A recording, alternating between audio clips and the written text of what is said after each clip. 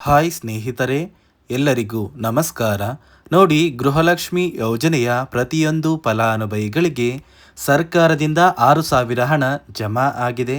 ನಾಳೆ ಶನಿವಾರ ಫೆಬ್ರವರಿ 8ರಿಂದ ಕರ್ನಾಟಕದ 28 ಜಿಲ್ಲೆಗಳ ಪ್ರತಿಯೊಂದು ಫಲಾನುಭವಿಗಳ ಬ್ಯಾಂಕ್ ಖಾತೆಗೆ ಸರ್ಕಾರ ಗೃಹಲಕ್ಷ್ಮಿ ಯೋಜನೆಯ 6,000 ಹಣನ ಜಮಾ ಮಾಡ್ತಾ ಇದೆ. ಈ 6,000 ಹಣ ಸುಮಾರು 1,25,000 ಫಲಾನುಭವಿಗಳಿಗೆ ಸರ್ಕಾರ ಕ್ಯಾನ್ಸಲ್ ಮಾಡಿದೆ. ಯಾವ ಕಾರಣಕ್ಕೆ ಈ ಫಲಾನುಭವಿಗಳ ಬ್ಯಾಂಕ್ ಖಾತೆಗೆ ಹಣ ಜಮಾ ಆಗ್ತಾ ಇಲ್ಲ ಅಂದರೆ, ಹಣಕಾಸು ಇಲಾಖೆ ಜಾರಿಗೆ ತಂದಿರುವ 5 ಹೊಸ ನಿಯಮದ ಆಧಾರದ ಮೇಲೆ ಈ ಫಲಾನುಭವಿಗಳಿಗೆ ಹಣ ಜಮಾ ಆಗ್ತಾ ಇಲ್ಲ. ಹಾಗಾದರೆ ಬನ್ನಿ ಸ್ನೇಹಿತರೆ, ಆ ನಿಯಮಗಳು ಏನು ಅಂತ ಕೂಡ ತಿಳ್ಕೊಳ್ಳೋಣ. ಅದಕ್ಕಿಂತ ಮೊದಲು ನೋಡಿ ಸ್ನೇಹಿತರೆ, ನೀವೇನಾದ್ರೂ ಇನ್ನೂ ಕೂಡ ನನ್ನ ಚಾನಲ್ನ ಸಬ್ಸ್ಕ್ರೈಬ್ ಆಗಿಲ್ಲ ಅಂದರೆ ದಯವಿಟ್ಟು ಪ್ರತಿಯೊಬ್ಬರೂ ಚಾನಲ್ನ ಸಬ್ಸ್ಕ್ರೈಬ್ ಮಾಡ್ಕೊಳ್ಳಿ, ಹಾಗೆ ವಿಡಿಯೋಗೆ ಒಂದು ಲೈಕ್ನ ಕೊಡಿ. ಹೌದು ವೀಕ್ಷಕರೇ, ಗೃಹಲಕ್ಷ್ಮಿ ಯೋಜನೆಯ ಸಾಕಷ್ಟು ಫಲಾನುಭವಿಗಳು ಕಳೆದ 1 ತಿಂಗಳಿಂದ 16ನೇ ಕಂತಿನ ಹಣಕ್ಕಾಗಿ ವೆಯ್ಟ್ ಮಾಡ್ತಾ ಇದ್ರಿ.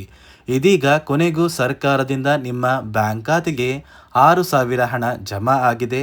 ಯಾರೆಲ್ಲ ಫಲಾನುಭವಿಗಳು ಯಾವ ದಿನ ನಮ್ಮ ಬ್ಯಾಂಕ್ ಖಾತೆಗೆ ಹಣ ಜಮಾ ಆಗುತ್ತೆ ಅಂತ ಕೇಳ್ತಾ ಇದ್ರಿ, ಇದೀಗ ಕೊನೆಗೂ ನಿಮ್ಮ ಬ್ಯಾಂಕ್ ಖಾತೆಗೆ ಗೃಹಲಕ್ಷ್ಮಿ ಯೋಜನೆಯ 16 ಮತ್ತು 17ನೇ ಕಂತಿನ 4,000 ಹಣ, ಇದರ ಜೊತೆ ಅನ್ನಭಾಗ್ಯ ಯೋಜನೆಯ ಪ್ರತಿಯೊಂದು ಫಲಾನುಭವಿಗಳಿಗೆ 5 ತಿಂಗಳ 2,000 ಹಣ ಕೂಡ ಜಮಾ ಆಗಿದೆ.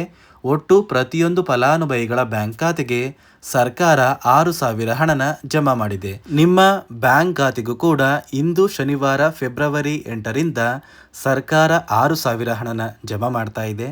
ಈ ಬಾರಿ ಈ 6,000 ಹಣಕ್ಕೆ ಹಣಕಾಸು ಇಲಾಖೆ 5 ಹೊಸ ನಿಯಮಗಳನ್ನ ಜಾರಿಗೆ ತಂದಿದೆ. ಈ 5 ಹೊಸ ನಿಯಮದ ಆಧಾರದ ಮೇಲೆ ಪ್ರತಿಯೊಂದು ಫಲಾನುಭವಿಗಳು 6,000 ಹಣನ ಪಡ್ಕೋತೀರಾ. ಸುಮಾರು 1 ಲಕ್ಷಕ್ಕಿಂತ ಹೆಚ್ಚು ಫಲಾನುಭವಿಗಳ ಬ್ಯಾಂಕ್ ಖಾತೆಗೆ ಈ ಬಾರಿ 6,000 ಹಣ ಜಮಾ ಆಗ್ತಾ ಇಲ್ಲ. ಯಾವ ಕಾರಣಕ್ಕೆ ಈ ಫಲಾನುಭವಿಗಳ ಬ್ಯಾಂಕ್ ಖಾತೆಗೆ ಹಣ ಜಮಾ ಆಗ್ತಾ ಇಲ್ಲ ಅಂತ ನಾನು ನಿಮಗೆ ತಿಳಿಸ್ಕೊಡ್ತೀನಿ. ಅದಕ್ಕಿಂತ ಮೊದಲು ನಾಳೆ ಶನಿವಾರ ಫೆಬ್ರವರಿ 8ರಿಂದ ಕರ್ನಾಟಕದ 28 ಜಿಲ್ಲೆಗಳು ಯಾವ ಫಲಾನುಭವಿಗಳ ಬ್ಯಾಂಕ್ ಖಾತೆಗೆ ಹಣ ಜಮಾ ಆಗ್ತಾ ಇದೆ ಅಂದರೆ, ಮೊದಲಿಗೆ ಸ್ನೇಹಿತರೆ, ಬೆಂಗಳೂರು ನಗರ, ಬೆಂಗಳೂರು ಗ್ರಾಮಾಂತರ, ರಾಮನಗರ, ಚಿಕ್ಕಬಳ್ಳಾಪುರ, ಚಿತ್ರದುರ್ಗ, ದಾವಣಗೆರೆ, ಕೋಲಾರ, ಶಿವಮೊಗ್ಗ, ತುಮಕೂರು, ಚಾಮರಾಜನಗರ, ಚಿಕ್ಕಮಗಳೂರು, ದಕ್ಷಿಣ ಕನ್ನಡ, ಹಾಸನ, ಕೊಡಗು, ಮಂಡ್ಯ, ಮೈಸೂರು, ಉಡುಪಿ, ಬಳ್ಳಾರಿ, ಬೀದರ್, ಕಲಬುರಗಿ, ಕೊಪ್ಪಳ, ರಾಯಚೂರು, ಯಾದಗಿರಿ, ವಿಜಯನಗರ, ಬಾಗಲಕೋಟೆ, ಬೆಳಗಾವಿ, ವಿಜಯಪುರ, ಧಾರವಾಡ, ಗದಗ, ಹಾವೇರಿ ಮತ್ತು ಉತ್ತರ ಕನ್ನಡ. ಈ 28 ಜಿಲ್ಲೆಗಳ ಪ್ರತಿಯೊಂದು ಫಲಾನುಭವಿಗಳ ಬ್ಯಾಂಕ್ ಖಾತೆಗೆ ಸರ್ಕಾರ ಗೃಹಲಕ್ಷ್ಮಿ ಯೋಜನೆಯ ಒಟ್ಟು 2 ಕಂತಿನ 4,000 ಹಣ, ಇದರ ಜೊತೆ ಅನ್ನಭಾಗ್ಯ ಯೋಜನೆಯ ಪೆಂಡಿಂಗ್ ಇರುವಂತಹ 5 ಕಂತಿನ 2,000 ಹಣನ ಸರ್ಕಾರ ಜಮಾ ಮಾಡ್ತಾ ಇದೆ. ಸಾಕಷ್ಟು ಫಲಾನುಭವಿಗಳು ಕಳೆದ 1 ತಿಂಗಳಿಂದ ಈ ಹಣಕ್ಕಾಗಿ ವೆಯ್ಟ್ ಮಾಡ್ತಾ ಇದ್ರಿ. ನಿಮ್ಮ ಬ್ಯಾಂಕ್ ಖಾತೆಗೆ ಕೊನೆಗೂ ಸರ್ಕಾರದಿಂದ ಹಣ ಜಮಾ ಆಗ್ತಾ ಇದೆ. ಯಾರೆಲ್ಲ ಫಲಾನುಭವಿಗಳು ಗೃಹಲಕ್ಷ್ಮಿ ಯೋಜನೆಯ ಒಟ್ಟು 15 ಕಂತಿನ ಹಣನ ಪಡ್ಕೊಂಡಿದ್ದೀರಾ, ನಿಮ್ಮ ಬ್ಯಾಂಕ್ ಖಾತೆಗೆ ನೇರವಾಗಿ 16 ಮತ್ತು 17ನೇ ಕಂತಿನ 4,000 ಹಣ ಜಮಾ ಆಗುತ್ತೆ. ಒಂದು ವೇಳೆ ನಿಮ್ಮ ಬ್ಯಾಂಕ್ ಖಾತೆಗೆ ಪೆಂಡಿಂಗ್ ಇರುವಂತಹ ಗೃಹಲಕ್ಷ್ಮಿ ಯೋಜನೆಯ 15 ಕಂತಿನ ಹಣ ಜಮಾ ಆಗಿಲ್ಲ ಅಂದರೆ, ನಿಮ್ಮ ಬ್ಯಾಂಕ್ ಖಾತೆಗೆ ಯಾವುದೇ ರೀತಿಯ ಒಂದು ಹಣ ಸರ್ಕಾರ ಜಮಾ ಮಾಡೋದಿಲ್ಲ. ಪೆಂಡಿಂಗ್ ಇರುವಂತಹ ಹಣ ನಿಮ್ಮ ಬ್ಯಾಂಕ್ ಖಾತೆಗೆ ಜಮಾ ಆಗಿದ್ರೆ ಮಾತ್ರ ಈ ಹಣ ನಿಮ್ಮ ಬ್ಯಾಂಕ್ ಖಾತೆಗೆ ಜಮಾ ಆಗುತ್ತೆ. ಅದೇ ರೀತಿ ಯಾರೆಲ್ಲ ಇನ್ನೂ ಕೂಡ ಗೃಹಲಕ್ಷ್ಮಿ ಯೋಜನೆಯ ಪೆಂಡಿಂಗ್ ಹಣ ಬಂದಿಲ್ಲ ಅಂತ ಹೇಳ್ತಾ ಇದ್ದೀರಾ, ಆದಷ್ಟು ಬೇಗ ನಿಮ್ಮ ಊರಿಗೆ ಹತ್ತಿರವಿರುವ ಮಹಿಳಾ ಮತ್ತು ಮಕ್ಕಳ ಅಭಿವೃದ್ಧಿ ಇಲಾಖೆಗೆ ಭೇಟಿ ನೀಡಿ ಯಾವ ಕಾರಣಕ್ಕೆ ನಿಮ್ಮ ಬ್ಯಾಂಕ್ ಖಾತೆಗೆ ಪೆಂಡಿಂಗ್ ಇರುವ ಹಣ ಜಮಾ ಆಗಿಲ್ಲ ಅಂತ ತಿಳ್ಕೊಳ್ಳಿ. ಒಂದು ವೇಳೆ ನಿಮ್ಮ ದಾಖಲೆಗಳ ಸಮಸ್ಯೆಯಿಂದ ನಿಮ್ಮ ಬ್ಯಾಂಕ್ ಖಾತೆಗೆ ಹಣ ಜಮಾ ಆಗಿಲ್ಲ ಅಂದರೆ, ಅಲ್ಲಿ ಇರುವಂತಹ ಒಂದು ಅಧಿಕಾರಿಗಳು ಆದಷ್ಟು ಬೇಗ ನಿಮ್ಮ ಪ್ರತಿಯೊಂದು ದಾಖಲೆಗಳನ್ನ ಸರಿಪಡಿಸಿ ನಿಮ್ಮ ಬ್ಯಾಂಕ್ ಖಾತೆಗೆ ಪೆಂಡಿಂಗ್ ಇರುವ ಹಣ ಜಮಾ ಆಗೋದಕ್ಕೆ ಅಲ್ಲಿನ ಅಧಿಕಾರಿಗಳು ಸಹಾಯ ಮಾಡ್ತಾರೆ ಅಂತ ನಾನು ನಿಮಗೆ ತಿಳಿಸ್ಕೊಡ್ತಾ ಇದ್ದೀನಿ. ಅದೇ ರೀತಿ ಸುಮಾರು 1,23,000 ಫಲಾನುಭವಿಗಳ ಬ್ಯಾಂಕ್ ಖಾತೆಗೆ ಸರ್ಕಾರ ಈ ಬಾರಿ ಈ 6,000 ಹಣನ ಜಮಾ ಮಾಡ್ತಾ ಇಲ್ಲ.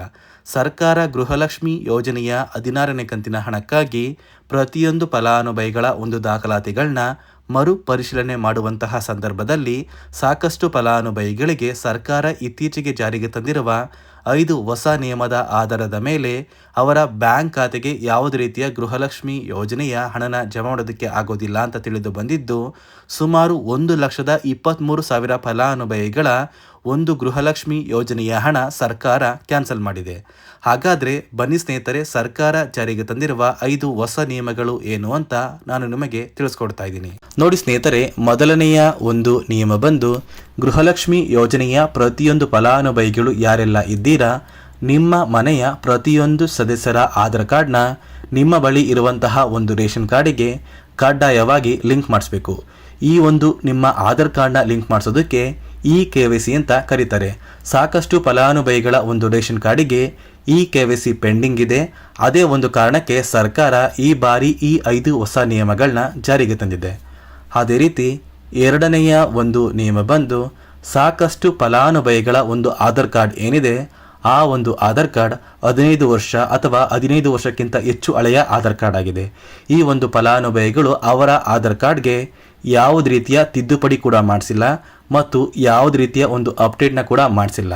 ಅದೇ ಒಂದು ಕಾರಣಕ್ಕೆ ನಿಮ್ಮ ಆಧಾರ್ ಕಾರ್ಡ್ನ ನೀವು ತಿದ್ದುಪಡಿ ಮಾಡಿಸಿಲ್ಲ ಅಂದರೆ ನಿಮ್ಮ ಬ್ಯಾಂಕ್ ಖಾತೆಗೆ 2,000 ಹಣ ಜಮಾ ಆಗ್ತಾ ಇಲ್ಲ. ಮತ್ತೆ ಸ್ನೇಹಿತರೆ, ಸರ್ಕಾರ 16ನೇ ಕಂತಿನ ಹಣನ ಜಮಾ ಮಾಡುವ ಮುಂಚೆ ಪ್ರತಿಯೊಂದು ಫಲಾನುಭವಿಗಳ ಒಂದು ದಾಖಲಾತಿಗಳನ್ನ ಮರುಪರಿಶೀಲನೆ ಮಾಡಿದ್ದಾರೆ. ಈ ಒಂದು ಸಂದರ್ಭದಲ್ಲಿ ಫಲಾನುಭವಿಗಳು ಸರ್ಕಾರಕ್ಕೆ ತೆರಿಗೆನ ಕಟ್ತಾ ಇರೋದು ತಿಳಿದು ಬಂದಿದೆ. ಅದೇ ರೀತಿ 4ನೆಯ ಒಂದು ನಿಯಮ ಬಂದು ಸರ್ಕಾರದಿಂದ ಬರುವಂತಹ ಒಂದು ರೇಷನ್ನ ಕಳೆದ 3 ತಿಂಗಳಿಂದ ನೀವು ಪಡ್ಕೊಂಡಿಲ್ಲ ಅಂದರೆ ನಿಮ್ಮ ಬ್ಯಾಂಕ್ ಖಾತೆಗೆ ಗೃಹಲಕ್ಷ್ಮಿ ಯೋಜನೆಯ ಹಣ ಜಮಾ ಆಗೋದಿಲ್ಲ. ಮತ್ತು ಸ್ನೇಹಿತರೆ, 5ನೆಯ ಒಂದು ನಿಯಮ ಬಂದು ನಿಮ್ಮ ಒಂದು ವಾರ್ಷಿಕ ಆದಾಯ 7 ಲಕ್ಷಕ್ಕಿಂತ ಕಡಿಮೆ ಇರಬೇಕು. ಒಂದು ವೇಳೆ ವಾರ್ಷಿಕ ಆದಾಯ 7 ಲಕ್ಷಕ್ಕಿಂತ ಜಾಸ್ತಿ ಇದ್ದರೆ ನಿಮ್ಮ ಬ್ಯಾಂಕ್ ಖಾತೆಗೆ ಗೃಹಲಕ್ಷ್ಮಿ ಯೋಜನೆಯ ಹಣ ಬರೋದಿಲ್ಲ. ಈ 5 ನಿಯಮದ ಆಧಾರದ ಮೇಲೆ ಪ್ರತಿಯೊಂದು ಫಲಾನುಭವಿಗಳಿಗೂ ಹಣ ಜಮಾ ಆಗ್ತಾ ಇದೆ.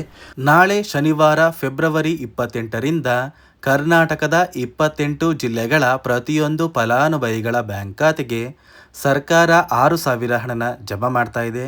ಕೆಲವೇ ದಿನಗಳಲ್ಲಿ ಪ್ರತಿಯೊಂದು ಫಲಾನುಭವಿಗಳು ನಿಮ್ಮ ಬ್ಯಾಂಕ್ ಖಾತೆಗೆ ಈ 6,000 ಹಣನ ಪಡ್ಕೋತೀರಾ ಅಂತ ಹೇಳ್ತಾ, ಇದಿಷ್ಟು ಗೃಹಲಕ್ಷ್ಮಿ ಯೋಜನೆ ಮತ್ತು ಅನ್ನಭಾಗ್ಯ ಯೋಜನೆ ಕುರಿತು ಪ್ರತಿಯೊಂದು ಫಲಾನುಭವಿಗಳಿಗೆ ಸರ್ಕಾರದಿಂದ ಬಂದಿರುವಂತಹ ಹೊಸ ಮಾಹಿತಿಯಾಗಿದೆ. ನಾನು ಕೊಟ್ಟಿರುವಂತಹ ಮಾಹಿತಿ ನಿಮಗೆ ಇಷ್ಟ ಆಗಿದ್ದರೆ ದಯವಿಟ್ಟು ಪ್ರತಿಯೊಬ್ಬರೂ ನನ್ನ ಚಾನಲ್ನ ಸಬ್ಸ್ಕ್ರೈಬ್ ಮಾಡ್ಕೊಳ್ಳಿ. ಹಾಗೆ ವಿಡಿಯೋಗೆ ಒಂದು ಲೈಕ್ನ ಕೊಡಿ.